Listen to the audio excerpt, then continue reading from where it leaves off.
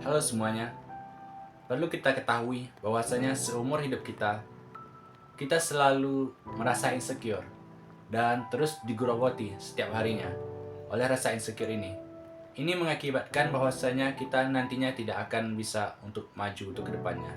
Kita tidak bisa melangkah untuk hal-hal baru dan banyak hal lainnya. Dan saya akan memberikan beberapa pandangan saya dan pendapat saya tentang insecure itu sendiri dan bagaimana saya cara untuk menangani insecure pada diri saya sendiri. Sebelum kita masuk untuk bercerita, sebelum saya masuk ke cerita saya tentang cara menanganinya tersebut, yang pertama harus kita samakan yaitu bagaimana pandangan kita terhadap insecure itu sendiri. Insecure itu sendiri yang lebih mudahnya atau simpelnya yaitu rasa tidak aman terhadap apa yang kita perbuat atau rasa tidak yakin terhadap diri sendiri. Jadi insecure itu sendiri adalah rasa tidak yakin terhadap diri sendiri dan juga tidak percaya kepada diri sendiri. Itulah intinya, itulah arti dari insecure itu sendiri. Bahwasanya kita tidak percaya pada diri kita sendiri dan kita ragu terhadap kemampuan kita yang ada pada diri kita sendiri. Banyak bentuk-bentuk dari insecure itu sendiri. Yang paling banyak kita hadapi atau yang paling banyak terjadi terhadap manusia yaitu terhadap fisiknya. Insecure terhadap fisiknya. Contoh insecure terhadap mata, telinga, hidung, dan lain-lain. Banyak hal orang-orang yang merasa insecure terhadap tampak fisik tubuhnya sendiri. Yang kedua yaitu tentang sosial. Sosial di sini berarti kita tidak bisa berinteraksi dengan orang lain atau susah mengajak orang mengobrol atau tidak takut nantinya akan obrolan kita tidak enak atau tidak nyambung atau bagaimanapun. Itu termasuk terhadap sosial dan juga ada relationship dan yang terakhir terhadap kemampuan kita. Terhadap kemampuan kita yaitu kita kurang yakin atau kita tidak mampu terhadap apa yang ada di dalam kita atau kelebihan kita sendiri yang padahal itu sudah kita rasakan atau kita ketahui bahwasanya apa yang ada di diri kita, tetapi tidak bisa kita kembangkan atau takut mengeluarkan hal tersebut. Dan jujur pada saat sekarang ini saya sebenarnya masih belajar untuk keluar dari rasa insecure walaupun sudah tahap lanjut saya lakukan. Dan sebelumnya pada masa-masa saya sebelum membuat YouTube atau memulai konten yang pertama kali itu saya sangat insecure terhadap bentuk fisik saya.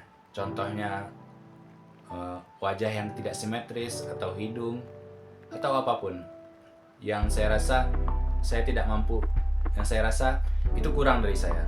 Dan juga tinggi badan dan suara ini sangat berpengaruh bagi saya sebenarnya. Saya malu, itulah yang membuat saya malu mengobrol dengan orang lain karena suara saya sendiri. Karena suara saya ini sudah dikatakan oleh orang terlalu besar. Jadi orang banyak yang mengkritik dan lain-lain. Dan juga tinggi badan saya tidak terlalu tinggi. Dan pada saat sekarang ini saya sudah mulai step up lebih lanjut lagi untuk supaya percaya diri saya ini tidak terulang lagi atau saya agar bisa meningkatkan percaya diri saya dan saya tidak insecure lagi. Lalu kenapa ini bisa terjadi pada diri saya? Tentunya ini bisa relate juga dengan kita semua, bukan hanya kepada saya sendiri. Yang pertama yaitu saya ini mengalami trauma masa lalu. Ini terjadi pada diri saya pada saat ada perubahan dari anak-anak ke remaja atau waktu saya puber begitu, perubahan suara. Saya mulai mengalami pembulian di sana. Bahwasanya orang mengatakan suara saya kayak bapak-bapak pada saat itu. Dan itu membuat saya merasa malu. Dan enggan mau berbicara dengan orang-orang baru. Dan juga karena kritikan-kritikan dari orang-orang terdekat. Yang paling saya rasakan itu terhadap suara saya sendiri. Karena suara saya ini aneh gitu.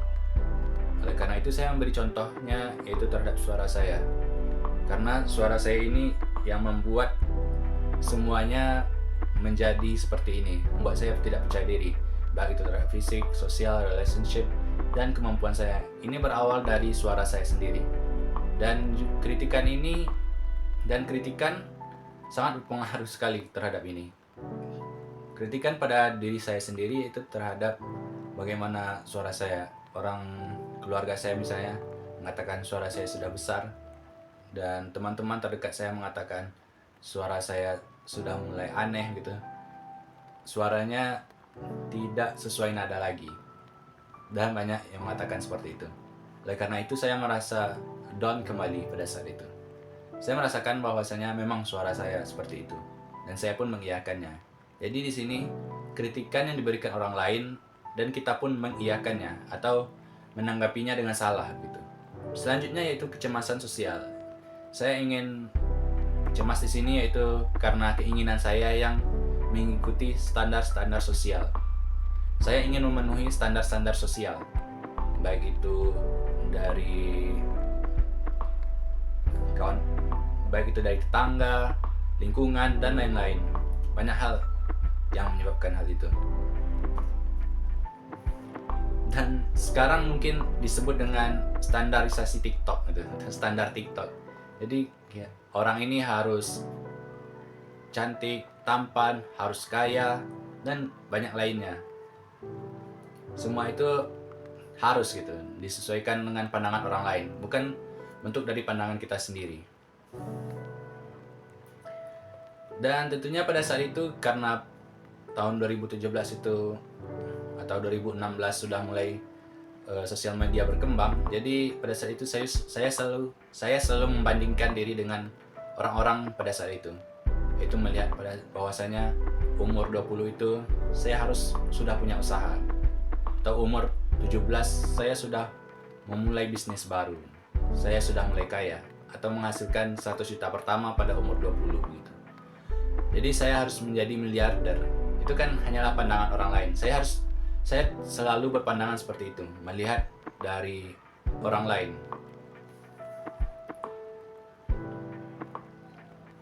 Dan juga saya lihat dari YouTube lainnya, saya sudah meriset, ada juga terhadap perfeksionis.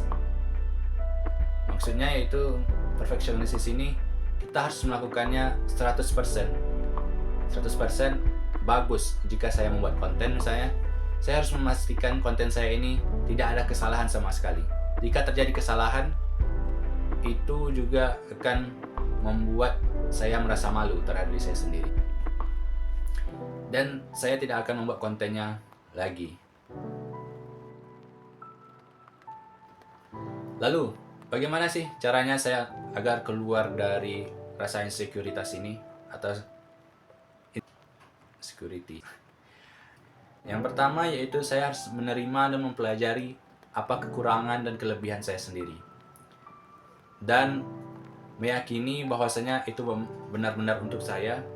Maksudnya itu meyakini bahwasanya ini memang kekurangan saya dan ini memang kelebihan saya gitu. Jadi saya tidak akan berkecil hati lagi jika ada orang yang mengatakan atau mengkritik saya apapun. Jadi saya tidak akan pernah merasa malu lagi. Dan juga tentunya saya tidak akan membandingkan diri lagi dengan orang lain. Di sini orang lain di sini saya mengubah perspektif saya terhadap orang lain. Saya bukan membandingkan lagi, tetapi menjadikan orang lain itu referensi bagi saya. Sebagai contoh, bukan pembanding lagi. Dan untuk kemampuan saya belajar lagi untuk meningkatkan kemampuan. Sebelum saya membuat YouTube ini, saya harus mengetahui terlebih dahulu bagaimana caranya, apa yang harus dipenuhi terlebih dahulu, apa yang harus dibuat di awal-awal YouTube ini, atau apa yang harus saya lakukan untuk membuat konten pertama ini. Ya begitulah, supaya saya tidak insecure dengan kemampuan saya sendiri. Saya mempelajarinya hari demi hari, bahkan per konten pun saya harus mempelajari tiap kontennya. Dan tentunya kita harus bersyukur, dan saya menerapkan ini baru-baru ini, karena saya untuk melawan rasa insecure ini, saya harus bersyukur lebih banyak lagi. Ini berkaitan sama dengan memahami tadi, tapi di sini lebih mensyukuri apa yang diberikan oleh Allah kepada kita sendiri. Apakah ini memang kurang atau bagaimana? Jika ada yang misalnya ada kekurangan di suara saya, bagaimana orang yang lain gitu. Orang lain masih ada yang lebih membutuhkan daripada kita. Dan orang lain pun bisa untuk melanjutkan dan berkarya dengan suaranya masing-masing. Tidak berpatokan suaranya harus bagus. Dan saya juga memberikan hadiah atau apresiasi terhadap diri saya sendiri. Contohnya memberikan hadiah setelah saya membuat konten ini, saya memberi hadiah kepada diri saya sendiri, yaitu menonton anime gitu. Dan juga untuk menonton film. Jadi setelah saya membuat konten, setelah saya nge-gym, setelah saya membaca buku, setelah saya menulis, saya membiasakan diri untuk menonton. Yang jelas intinya menonton gitu. Saya selalu mengapresiasi diri saya dengan seperti itu. Dan juga untuk bagaimana cara saya untuk berbicara dengan saya sendiri atau memotivasi diri saya sendiri, yang mengatakan bahwa paginya saya harus bangun.